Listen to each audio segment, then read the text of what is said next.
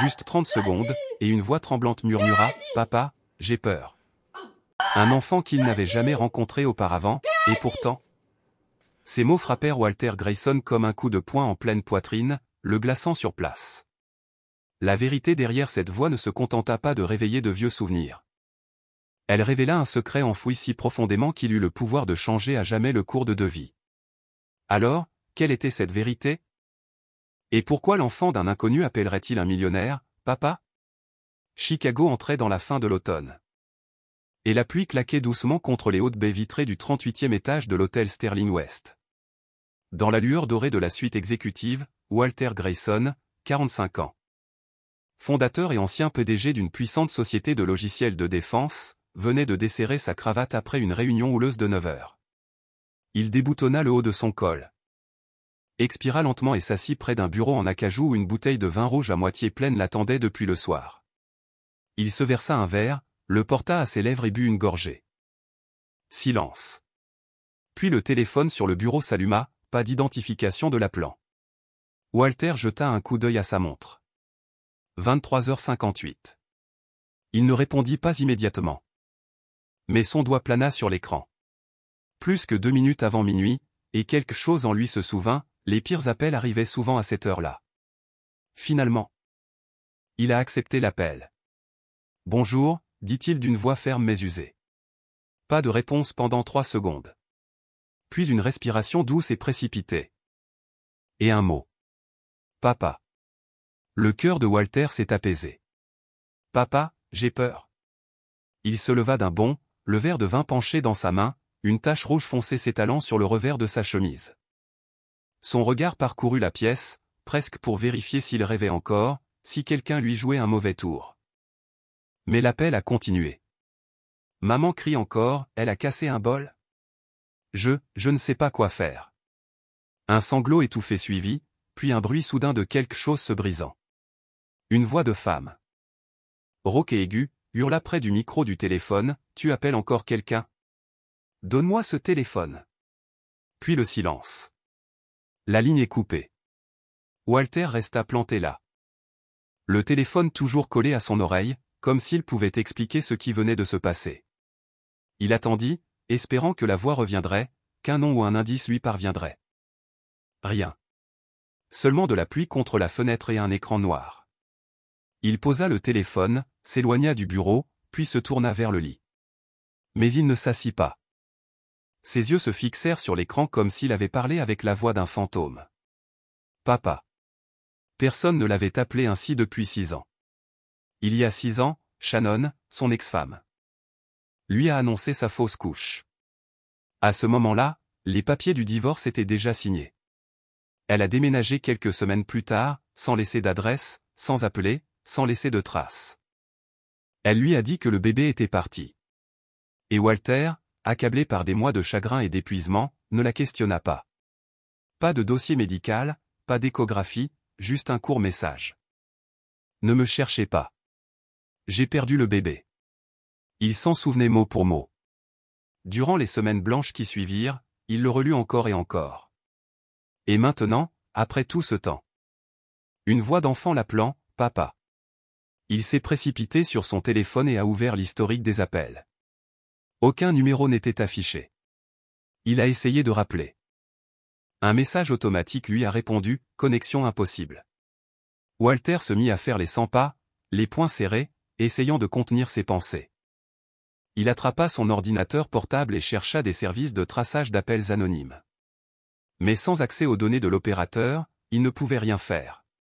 Il n'était pas policier. Il retourna au bureau, ouvrit un dossier qu'il n'avait pas touché depuis des années. À l'intérieur, une photo. Walter et Shannon debout sur le porche, le jour où elle lui a annoncé sa grossesse. Sa main posée délicatement sur son ventre. Son sourire doux, presque timide. C'était une photo rare, l'une des dernières avant que tout ne s'effondre. Il était presque 2 heures du matin. Il n'avait toujours pas dormi. Cet appel ne l'a pas seulement secoué, il a rouvert un chapitre de sa vie qu'il pensait clos. Il a pris son téléphone et a appelé Mason, son ami le plus proche. Un ancien conseiller à la sécurité militaire. Mason, il s'est passé quelque chose, dit Walter à voix basse. À cette heure-ci? J'ai besoin d'aide pour retracer un appel anonyme. C'est sérieux? Cela pourrait être mon enfant. Walter fit une pause. Je ne sais pas, mais un enfant m'a appelé, papa, et a raccroché. Silence. Puis Mason a répondu, envoyez-moi tout. Horodatage, information sur l'appareil. Je contacterai quelqu'un au sein du système de télécommunication. Walter l'a fait. Sachant que ce n'était pas grand-chose. Avant de raccrocher, Mason a demandé, êtes-vous sûr que c'est le vôtre? Je ne sais pas, mais si c'est le cas. Alors je suis parti depuis 6 ans et je ne l'ai même pas su. Walter pressa une paume sur son front, les yeux toujours fixés sur la photo à l'écran. Et dans sa tête? Une question résonnait comme un péage lent et implacable. Pourquoi l'enfant m'a appelé papa? Un enfant ne dit pas ça par accident, à moins que quelqu'un lui ait montré le visage de Walter. Lui ait raconté des histoires, ou peut-être que c'était quelque chose de plus profond. C'était peut-être le sang. Cet appel n'était pas seulement un appel à l'aide. C'était la porte qui s'ouvrait sur une vérité suffisamment puissante pour tout briser. Quand le soleil s'est finalement levé, Walter n'avait toujours pas fermé les yeux. Ce n'était pas la pluie ou le lit de l'hôtel qui l'empêchait de dormir. C'étaient 2 mots qui se répétaient dans sa tête avec le poids d'un deuxième battement de cœur. Papa. À 7 heures du matin, une Lincoln noire quittait l'hôtel pour l'aéroport de LaGuardia. Walter avait annulé toutes ses réunions de la semaine et réservé son premier vol pour New York non pas pour affaires, mais pour une raison qu'il ne pouvait plus oublier. Le nom Shannon Marlowe. Son ancien bureau se trouvait toujours au 40e étage d'une tour de Midtown. Bien que n'étant plus PDG, Walter s'était réservé un coin tranquille. Une pièce privée avec un bureau vide, un fauteuil en cuir et trop de souvenirs. Il a posé son ordinateur portable, ignoré les nouvelles, ignoré les emails. Il a ouvert un vieux dossier, Shannon. 2016. Les photos ont inondé l'écran. Le jour de leur mariage. Venise. Un Noël dans le domaine du Connecticut. Puis, une image l'a figé. Shannon, debout sur le porche, la main sur son ventre. Un sourire incertain. La légende, 12 semaines. Il se souvenait du jour. Un mercredi. Il s'était disputé ce matin-là, à propos de tout. 3 jours plus tard. Elle était partie. Et puis est arrivé le message, ne me cherchez pas. Je l'ai perdu. Pas de traces. Pas de preuves. Juste ces mots. Maintenant, 6 ans plus tard. Une voix d'enfant murmura, papa, et toute la vérité que Walter avait choisi de ne pas remettre en question revint comme une vague. Son téléphone a vibré. C'était Mason. Je viens de vous envoyer les données. Consultez votre boîte mail. Walter a ouvert le dossier. Journal de suivi 1123.pdf. Source. Une tour cellulaire près de Hannibal, Missouri. Petite ville. Faible revenu. Aucun nom associé à la carte SIM. Un brûleur, a déclaré Mason, sans pièce d'identité, prépayé. Impossible à retracer davantage. L'emprise de Walter se resserra. Parce que même sans nom, il savait. Il devait y aller. Quelque chose ou quelqu'un attendait. Je me souviens que Shannon avait une tante dans le Missouri. Ça te rappelle quelque chose? Walter s'en souvenait. Elle s'appelait Leverne. Pas particulièrement proche. Mais Shannon lui avait rendu visite à plusieurs reprises. Dois-je y aller? Demanda Walter. Si j'étais toi, je serais déjà sur la route. Tu penses que j'imagine des choses? Non. Je pense que si un enfant vous appelle, papa, au milieu de la nuit pour vous supplier de l'aider, vous ne restez pas les bras croisés. Surtout si vous avez passé des années à croire que vous n'aviez pas d'enfant. Walter ne répondit pas. Il se tourna vers la fenêtre. La pluie avait cessé, mais la vitre était encore embuée. Cet après-midi-là, il retourna aux pentouses de l'Upper West Side, un endroit qui résonnait autrefois du rire de Shannon. Du bourdonnement de la machine à laver et des soirées tranquilles passées à lire au coin du feu. Maintenant, c'était si silencieux qu'il pouvait entendre les clés cliqueter dans sa propre main. Il ouvrit le coffre-fort et en sortit une vieille boîte en bois. À l'intérieur se trouvaient quelques objets qu'il n'avait jamais jetés, leur vieille alliance. Une échographie imprimée issue d'un courriel et une lettre manuscrite que Shannon avait commencé mais jamais terminée. L'échographie ne mentionnait aucun hôpital. Ni date, ni horodatage. Juste une image floue en noir et blanc d'un minuscule fœtus. À l'époque, il n'y avait pas prêté attention. Mais maintenant, chaque détail de cette image lui serrait le cœur comme un étau. Il a pris son téléphone et a cherché sur Google. Shannon Marlowe puis Missouri. Rien ne ressortait. Mais ensuite, dans un vieux bulletin d'information d'une association caritative locale, Walter a repéré une seule ligne enfouie dans la liste des bénéficiaires de l'aide de 2017. Est-ce Marlowe? Mère célibataire avec un jeune enfant. Son cœur s'est serré. Elle avait menti non seulement sur la fausse couche, mais sur l'existence même de l'enfant. Pourquoi? Avait-elle peur de perdre la garde? Peur qu'il intervienne? Ou cachait-elle quelque chose de plus profond? Walter a appelé Mason. J'ai besoin d'une dernière chose. Vérifier les registres d'état civil, la scolarité. Les aides sociales ou tout ce qui concerne Marlowe dans Hannibal à partir de 2017. Compris. Qu'est-ce que tu comptes faire? Je prends l'avion ce soir. J'ai hâte. Walter fit rapidement ses bagages, emportant son ordinateur portable, la boîte en bois et une vieille photo. Avant de refermer la porte de l'appartement derrière lui. Il se retourna pour jeter un dernier regard sur cet espace familier, un lieu autrefois paisible et impeccable, presque solitaire. Et à ce moment-là, il a compris que sa vie allait changer. Tout ça à cause d'un coup de fil. Il n'a presque pas répondu. La route menant à Hannibal était jonchée de feuilles mortes. Le trottoir était irrégulier. Comme s'il n'avait pas été réparé depuis des années. Le soleil avait à peine atteint l'horizon, mais l'air était déjà lourd. Imprégné de l'odeur humide et enfumée des vieux poêles à bois qui brûlaient dans les maisons basses qui bordaient la rue. Walter a ouvert la vitre de sa voiture de quelques centimètres. Mais l'a rapidement remontée alors que la poussière s'engouffrait et le frappait en plein visage. Le GPS l'a conduit dans un coin tranquille, un vieux quartier populaire avec des toits écaillés. Des clôtures à moitié cassées et quelques enfants jouant avec des pierres sur une route pleine de nids de poules. Devant lui se dressait une maison en bois décolorée à 2 étages. Vert pâle et usé par les intempéries. Le numéro, 413 Cedar Drive. Il correspondait aux informations que Mason avait envoyées la veille. Walter arrêta la voiture. Coupa le moteur et resta immobile quelques secondes. Ses mains agrippèrent le volant si fort que ses jointures blanchirent. S'il y a un enfant là-dedans, si c'est vraiment lui. Murmura-t-il. Laissant la phrase inachevée. Il sortit et se dirigea vers le porche. Les vieilles marches de bois grinçaient sous son poids. Sur la poignée de porte. Un avertissement lumineux de la compagnie d'électricité avait été collé, service en retard. Déconnexion imminente. Il a frappé à la porte. Aucune réponse. Il a frappé à nouveau.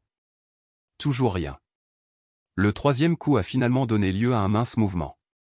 La porte s'ouvrit à peine. Un jeune garçon apparut aux peut-être 6 ou 7 ans.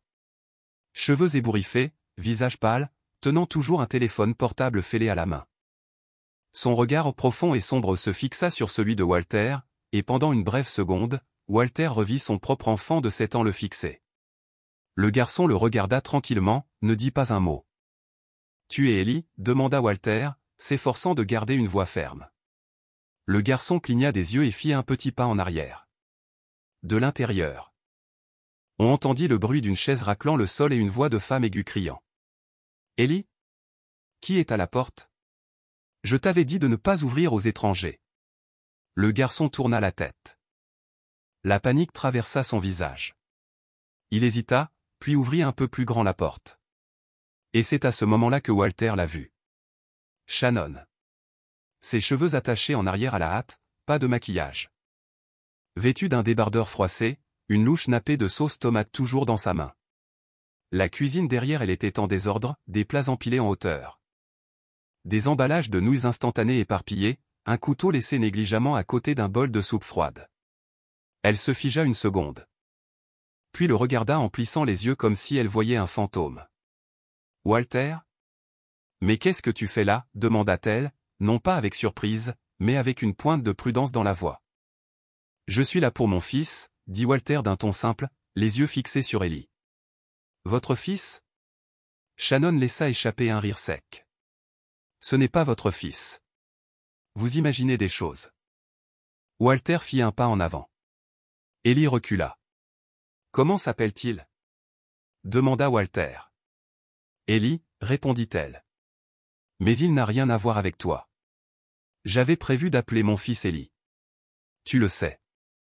Shannon se détourna et versa un verre d'eau d'une cruche en plastique. Ça recommence. Tu es venu jusqu'ici juste pour remuer le passé. Tu devrais partir. Je ne veux pas d'ennui. Le garçon m'a appelé papa. Les mots ont gelé la pièce. Ellie se tenait dos au mur, toujours serré contre son vieux téléphone. Il ne comprenait pas vraiment ce qui se passait. Mais il sentait clairement que quelque chose n'allait pas. Son regard allait et venait entre Walter et sa mère, comme s'il attendait que l'un d'eux éclate en sanglots. Shannon frappa violemment le verre sur la table. Sa retenue commençait à craquer. Il appelle n'importe qui, papa, quand il a peur. C'est comme ça que sont les enfants. Ils fantasment. Ils confondent les choses. Ils transforment des inconnus en héros. Non, Shannon. Tu sais qu'il n'a pas appelé la mauvaise personne. Ne nie pas ce que tes propres yeux révèlent. Shannon laissa échapper un rire amer. Tu crois vraiment que j'ai caché ton enfant pendant 6 ans? Tu m'as cru quand je t'ai dit que j'avais perdu le bébé. Tu te souviens? Walter n'a pas discuté. Il regarda Ellie. Le garçon restait silencieux, sans rien dire. Mais sa façon de rentrer les épaules, d'éviter le regard de sa mère, en disait plus long que n'importe quel mot. Walter s'agenouilla légèrement, sa voix douce. « Ellie, m'as-tu appelé hier soir ?» Le garçon ouvrit la bouche comme pour parler, mais le regard de Shannon se tourna vers lui. Il ravala ses paroles et baissa la tête. Il n'a appelé personne, coupa Shannon en s'avançant pour attirer Ellie vers elle. Il jouait juste avec son téléphone. Il ne sait absolument pas ce qu'il fait. Et je vous interdis de lui faire peur. Walter recula d'un pas. Même à la lumière du jour, la maison lui semblait soudain comme une boîte hermétique. Aride et lourde. Il se tourna pour regarder le garçon une fois de plus. Leurs regards se sont croisés juste une seconde. Ellie n'a pas dit un mot, mais une chose était sûre, il le connaissait. Non pas par la logique, mais par quelque chose de plus profond. Quelque chose de primaire. Le genre de savoir qui permet à un enfant de trouver la bonne personne dans un océan de visages inconnus. Lentement, Walter fouilla dans son portefeuille. Il en sortit une petite photo, une copie imprimée d'une photo que Shannon avait prise enceinte, celle qu'elle lui avait envoyée 6 ans plus tôt. Il le posa sur la table, la regarda. 3 jours après cette photo, tu m'as envoyé un texto pour me dire que le bébé était parti. Mais regarde-le, Shannon. Tu n'as pas besoin de dire un mot. Son visage en dit long. Shannon n'a pas touché à la photo. Elle est restée figée comme une pierre. Puis, les dents serrées, elle craqua. Je ne veux plus jamais te revoir ici. C'est ma maison. Mon enfant, ma vie. Sors. Il se détourna et sortit de la maison, laissant derrière lui une porte ouverte. Une femme profondément secouée et un enfant serrant toujours un téléphone dans sa petite main. Walter quitta la maison de Cedar Drive d'un pas lourd et chargé. La porte derrière lui ne s'est pas fermée. Personne n'a appelé. Aucune explication n'a été donnée. Il descendit du porche pourri comme si elle se réveillait d'un rêve, pour finalement s'écraser face contre terre dans la réalité. Shannon était toujours dans le déni. Et Ellie, s'il était vraiment le fils de Walter, vivait dans un endroit qui pouvait difficilement être appelé une maison. Dans la voiture, Walter est resté figé derrière le volant pendant plus de 10 minutes, regardant droit à travers le pare-brise. Les enfants qui étaient au coin de la rue plus tôt étaient partis. Tout le quartier était devenu anormalement calme. Il a sorti son téléphone. Sa main tremblant encore légèrement. La photo qu'il avait secrètement prise d'Ellie avec sa montre connectée lorsqu'il était entré dans la maison pour la première fois, floue de côté, mais le front. Le nez, les yeux, ressemblaient étrangement aux siens. Cela ne pouvait pas être une simple coïncidence. Il a appelé Mason. Je viens de le voir. Je pense que c'est le garçon. Qu'a dit Shannon? Elle a tout nié. J'ai dit que j'imaginais des choses, que j'inventais des choses. Et le garçon, il n'a pas dit un mot, mais ses yeux. Mason? Je sais que c'est mon fils. Restez calme. Ne faites rien d'irréfléchi. Elle a la garde légale, sauf preuve. Vous devez passer par les canaux appropriés. Walter hocha la tête. Il le savait. Mais cela ne soulageait pas la sensation d'oppression dans sa poitrine.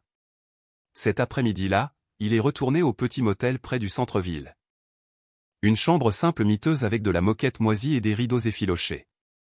Mais il s'en fichait. Il ouvrit son ordinateur portable et revit les documents que Mason avait envoyés plus tôt. Liste des bénéficiaires de l'aide sociale, dossier des visites de Shannon à la clinique communautaire. Formulaire d'assurance. Aucun document ne mentionne le nom d'un père en lien avec Ellie. Tout avait été soigneusement orchestré. Shannon avait transformé Ellie en l'enfant sans père.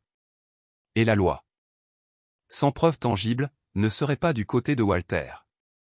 Il savait que s'il voulait découvrir la vérité, il fallait commencer par le garçon. Le lendemain matin, Walter se tenait en face de la vieille maison. Sa voiture était garée à côté d'un petit dépanneur. À travers le pare-brise, il observait la porte d'entrée de la maison de Cedar Drive avec une concentration silencieuse. Vers 7h45, la porte s'est ouverte. Shannon sortit, traînant Ellie derrière elle. Sa main serrait fermement le poignet du garçon comme si elle tenait un sac. Elle disait quelque chose. Ellie était silencieux, les épaules voûtées. Elle l'a fait traverser la rue jusqu'à une vieille voiture argentée. Le moteur a rugi, puis s'est éloigné à toute vitesse. Walter le suivit en gardant une distance prudente. La voiture s'est arrêtée devant une école primaire locale. Ellie sortit le premier, silencieux comme une ombre. Shannon ne l'a pas embrassé pour lui dire au revoir, n'a pas dit un mot d'instruction. Elle a juste fait demi-tour avec la voiture et est partie. Walter attendit qu'Ellie ait franchi les portes. Puis il est sorti de sa voiture. Le bureau du directeur était petit. Une femme d'âge moyen, à l'air fatigué, nommée Madame Grant, l'a reçue après avoir jeté un œil à sa carte de visite. Je ne peux pas partager les informations des étudiants sans preuve de tutelle, Monsieur Grayson, dit-elle en repoussant vers lui le dossier qu'il avait posé sur le bureau. Je comprends. Je demande juste une chose. Une évaluation simple et honnête d'Ellie. Est-ce qu'il va bien? Est-ce qu'il a des amis? Avez-vous remarqué quelque chose d'inhabituel? Elle le regarda, comme si elle pesait le cœur d'un père contre la possibilité de la curiosité d'un étranger. Finalement, elle sortit un bout de papier, griffonna quelque chose et le fit glisser sur le bureau. Je ne peux rien dire officiellement, mais si vous voulez vraiment savoir, parlez à cette personne. Elle est la professeure principale d'Ellie. Pas pendant les heures d'école, mais elle se soucie de ce garçon. La note disait, Mademoiselle Carla Reyna, enseigne la classe 2C, Penny Corner Café, après 18h. À 18h20 ce soir-là, Walter était assis dans un coin tranquille de Penny Corner. Un café d'une petite ville où les habitants se réunissaient pour prendre un café bon marché et se plaindre de la hausse des factures d'électricité. L'enseignante est arrivée. Vêtue d'une veste polaire grise, les cheveux attachés, portant un sac en toile rempli de plans de cours et de fournitures d'artisanat. « Tu es le père d'Ellie » demanda-t-elle dès qu'elle s'assit. « Je ne suis pas sûre, mais j'ai besoin de savoir. Est-ce qu'il va bien ?»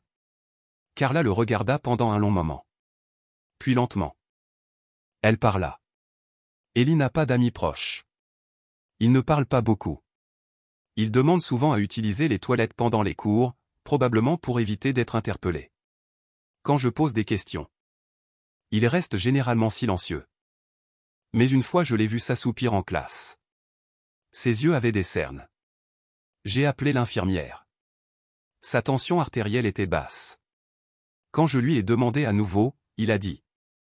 Maman ne m'a pas laissé prendre le petit déjeuner parce que j'ai renversé le lait sur le sol. Walter se pencha en avant, serrant les mains sous la table. Je l'ai signalé à l'administration de l'école, mais comme Shannon est la tutrice légale et qu'il n'y a aucun signe évident de violence physique, ils m'ont conseillé de ne pas en parler. Carla baissa la voix. Mais je sais que cet enfant vit dans la peur. Cette nuit-là, Walter est revenu au motel plus lourd que jamais. Il a rouvert la photo d'Ellie. Il a rejoué l'enregistrement audio secret qu'il avait fait au café. Dans cette pièce froide et sombre, il fixait la photo du garçon près de la porte de la veille. Et pour la première fois en 6 ans, il réalisa à quel point il s'était trompé en croyant Shannon sans jamais vérifier la vérité. « Ai-je laissé mon enfant grandir comme ça ?» se demanda-t-il. Mais la seule réponse fut le silence. La salle n'a offert aucune réponse. Mais en lui, le déni avait finalement craqué, laissant place à une vérité qu'aucun morceau de papier ne pouvait vérifier. Pourtant, il savait sans aucun doute qu'Ellie était son fils. Un jour après avoir quitté la vieille cabane d'Hannibal, Walter s'est retrouvé dans le bureau de l'avocat Daniel Haye. Un ami de longue date et spécialiste du droit de la famille qui l'avait autrefois aidé à gérer son divorce avec Shannon. Le bureau était niché à l'ouest de Manhattan, avec des fenêtres en verre dépoli et une légère odeur de café brûlé. Ce n'était pas tape à accent grave-l'œil comme les grands cabinets d'avocats du centre-ville. Mais c'était discret et efficace. Exactement le genre d'endroit dont Walter avait besoin en ce moment. Daniel se pencha à eux. En avant pendant que Walter racontait toute l'histoire. L'appel téléphonique de minuit. La rencontre inattendue avec Shannon. Le garçon nommé Ellie. Et le regard inimitable dans les yeux de l'enfant. Le problème est que, conclut Walter, je n'ai aucun droit légal. Je ne suis pas un tuteur. Je ne suis pas sur l'acte de naissance. Je ne peux même pas prouver qu'il est à moi. Daniel hocha la tête, tapotant légèrement son stylo contre le bureau. Ensuite, nous commençons par la paperasse. Il s'est tourné vers son assistant et lui a fait signe d'appeler une partenaire de longue date. Carla Jiménez, une enquêtrice civile qui avait travaillé au bureau des archives de l'État civil du Missouri avant de se lancer dans la pratique privée. Cet après-midi-là, ils se sont réunis dans une salle de conférence fermée. Carla a ouvert un dossier pré-imprimé et l'a placé devant Walter. Ceci est l'acte de naissance d'Ellie Marlowe. Née à l'hôpital Mercy, Hannibal, Missouri. La date de naissance correspond à ce que vous nous avez dit. Walter a pris le journal. La première ligne disait « Nom de la mère. Shannon Marlowe ». Mais la ligne pour le nom du père était complètement vide. Pas de père, Walter fronça les sourcils. Ce n'est pas une erreur administrative, a expliqué Carla. Il a été laissé vide délibérément. Lorsqu'une mère choisit de déclarer son enfant en tant que parent seul et ne mentionne pas le père, l'État n'a pas le pouvoir de l'exiger. Daniel intervient. Et cela lui donne droit à un large éventail de prestations publiques. Carla hocha la tête et feuilleta plusieurs autres pages. Des photocopies de candidatures que Shannon avait soumises entre 2017 et 2020. Chaque formulaire était marqué « Père inconnu » ou « Père abandonné pendant la grossesse ». Shannon a reçu près de $36 000 de prestations de divers programmes d'État, SNAP, Medicaid. Bons de logement et aide de 2 organismes de bienfaisance non gouvernementaux. Toutes ces lois exigent qu'aucun père ne soit inscrit au registre. Walter resta assis, sans voix. Devant lui. Chaque nombre, chaque forme coupe désormais comme une lame sa conscience. Elle avait transformé l'enfant en outil de survie. Discrètement et légalement. Donc si Shannon admet que je suis le père, dit lentement Walter, elle perdrait tout? Carla hocha à nouveau la tête. L'ensemble du dossier serait signalé comme frauduleux. Elle pourrait être poursuivie. Au pire, elle perdrait ses avantages et risquerait une peine de prison. Si Walter voulait la garde d'Ellie, il aurait besoin d'un test ADN. Mais sans le consentement de Shannon ou une raison valable. L'approbation du tribunal était presque impossible. Walter resta immobile. Dehors, la vie continuait. Les gens passent sans savoir que certains pères ont été effacés de la vie de leurs enfants. Non pas par choix, mais parce que les mères les cachaient pour de l'argent. Carla le regarda. Sa voix calme. Les gens comme Shannon ne veulent pas de père. Ils veulent que tu partes. Plus l'ardoise est propre, plus le chèque est gros. Cela l'a frappé durement. Il se souvenait des yeux d'Ellie. Du silence, du vieux téléphone dans sa main. Ce téléphone à puce était unique. Il l'avait donné à Shannon il y a longtemps. Au dos, une légère gravure encore visible. Tu ne seras jamais seul au WG. Il l'a affiché sur son écran et a zoomé. C'était la preuve dont ils avaient besoin. Daniel a commencé à écrire la pétition. Une semaine plus tard, l'assistant de Walter a reçu un appel effrayant. C'était Shannon. Dites à Walter que j'accepte le test. Mais je veux te rencontrer en personne. Pas d'avocat. Juste nous. Ils se sont rencontrés au Redfern. Café. Shannon portait du noir. Pas de chaleur, juste un signe de tête. Walter s'est assis. Dis ce que tu as à dire. Elle a posé la condition. Pas de presse. Pas de gros titres. N'entraîne pas Ellie dans ton monde. Walter a déclaré qu'il n'avait jamais impliqué les médias. Si elle avait peur, c'est qu'elle avait quelque chose à cacher. Elle a poussé un formulaire de consentement signé sur la table. Elle a dit qu'elle amènerait Ellie le lendemain. Tout semblait trop facile. Trop calme. Pas de questions. Pas d'émotion. Walter est parti avec le formulaire. Mais 2 officiers attendaient dehors. Monsieur Grayson, nous avons besoin que vous veniez avec nous. Shannon avait déposé une plainte. Elle a affirmé qu'il l'avait menacée. Il a dit qu'il utiliserait son argent pour voler Ellie. À la gare. Walter était calme. Il a expliqué la conversation. Mais le fichier audio dit le contraire. C'était sa voix. Hachée et éditée. Menaces épicées. Vérité déformée. Shannon avait tendu le piège. Elle a choisi un café sans caméra. A dirigé la conférence. J'ai son enregistrement. Puis, le rapport a été déposé quelques heures plus tard. Le système a cru la mère qui pleurait. Pas le père silencieux. Cet appel d'Ellie, papa, j'ai peur, n'était que le début. Walter a été libéré. Daniel l'a prévenu. Ne contactez pas Ellie. Pas avant que nous ne combattions cela de la bonne manière. Cette nuit-là, les gros titres ont explosé. Un millionnaire impose la garde d'enfants. Walter n'a rien dit. Il s'est juste assis avec le formulaire de consentement. En chuchotant. Je ne la laisserai pas le reprendre à nouveau. Pendant ce temps, Shannon célébrait. Vodka, cigarette, sourire narquois sur son visage. Elle regardait les nouvelles. Se moquant de lui. Dans le couloir, Ellie a tout entendu. Accroupie dans la peur. Elle l'a confronté. Tu as appelé papa? Tu penses qu'il va te sauver? Ellie n'a rien dit. Du sang sur sa lèvre à cause de la morsure. Il a sorti un papier froissé. Un dessin d'un homme et d'un garçon. En bas, en lettres tremblantes. Papa, si tu es réel. Je t'attends toujours. Le lendemain, au 16e étage. Walter était assis avec son équipe. Pas de sourire. Pas de café. Seule stratégie. Daniel l'a exposé. Pas de presse. Laissez parler les preuves. Ils avaient des enregistrements. Images de sécurité. Aucun signe. De menace. Ils avaient un historique de manipulation de Shannon. Un homme avec qui elle était sortie, connu pour sa violence. Et ils avaient la voix d'Ellie. Enregistrée secrètement. Papa. C'est moi. Elle m'a claqué la tête. Elle dit que si je parle, elle me vendra. Le silence tomba dans la pièce. Walter serra les poings. Ses veines se tendent. Ils avaient les rapports du médecin. Stress chronique. Bleu. Excuse.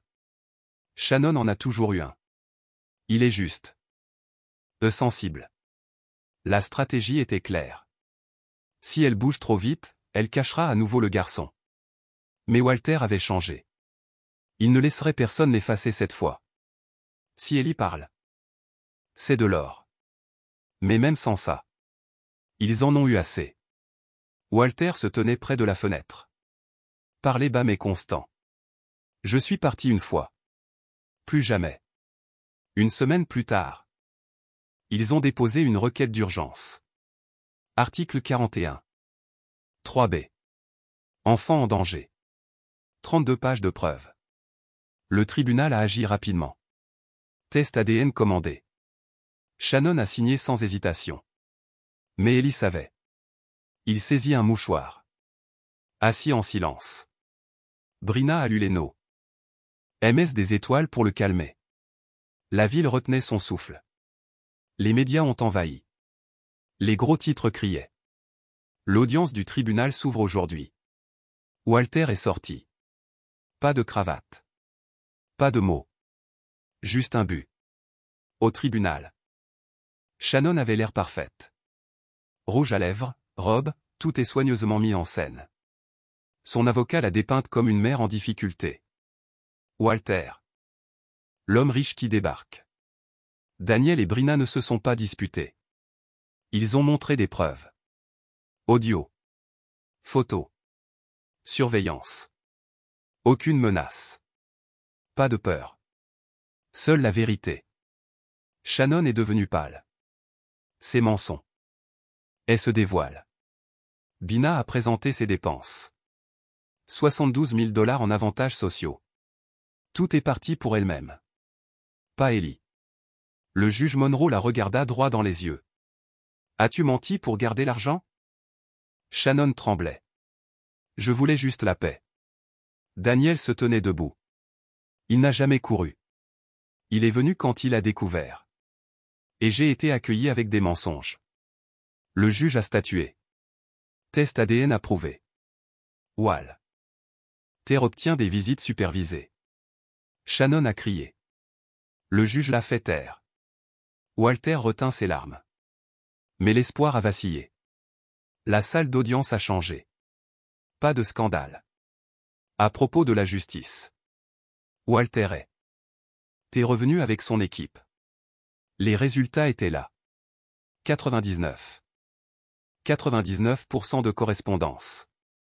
Il est le père d'Ellie. Shannon a cassé. Sanglots. Mais pas pour Ellie. Pour elle-même. Son masque s'est brisé. Bina a énuméré les crimes. Fraude. Négligence. Tromperie. Le juge a déclaré. Walter obtient la garde complète. Shannon obtient une probation. Plus de contact avec Ellie. La salle d'audience l'a regardé s'effondrer. Plus de pouvoir. Juste le silence. Shannon avait utilisé Ellie. Pas par amour. Mais la vengeance. L'aide sociale était son échappatoire. Ellie, son pion. Maintenant c'était fini.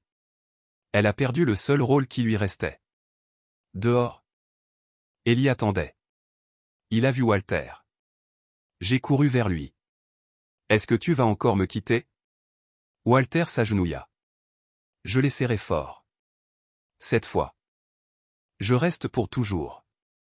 Aucune ordonnance du tribunal n'est nécessaire. Juste cette étreinte. Une promesse jamais rompue. À la maison. Les choses ont changé. Ellie avait une chambre. Un système solaire au-dessus de nos têtes. Des murs de photos. Nouveaux souvenirs. Walter n'a jamais manqué un cours. Il apprenait. Ne pas diriger. Mais aimer. Chaque nuit. Bonne nuit. Papa. Bonne nuit. Fils. Puis vint le jour où Ellie se tenait sur un podium. Chemise blanche. Petite cravate. Un papier tremblant. Je pensais que j'étais une erreur. Mais quand j'ai appelé papa, il a répondu. Maintenant j'ai un nom. Une maison. Une voix. Il a donné le vieux téléphone à Walter. Celui qui l'a sauvé. Mettez ceci dans votre bureau. Cela a changé ma vie. Cette nuit-là. Sous les étoiles. Ellie dormait sans peur. Walter a gravé les mots dans le bois près de la balançoire. Ici. Mon fils grandit. Plus de silence. Peut-être que nous recevrons tous un appel. Un moment pour agir. Walter répondit à son. Ce n'était pas juste une histoire. C'était un retour à l'amour. Que feriez-vous si c'est et appel vous parvenait? Répondrais-tu? Le croiriez-vous? Tu n'es pas seul. Et parfois. Cet appel change tout.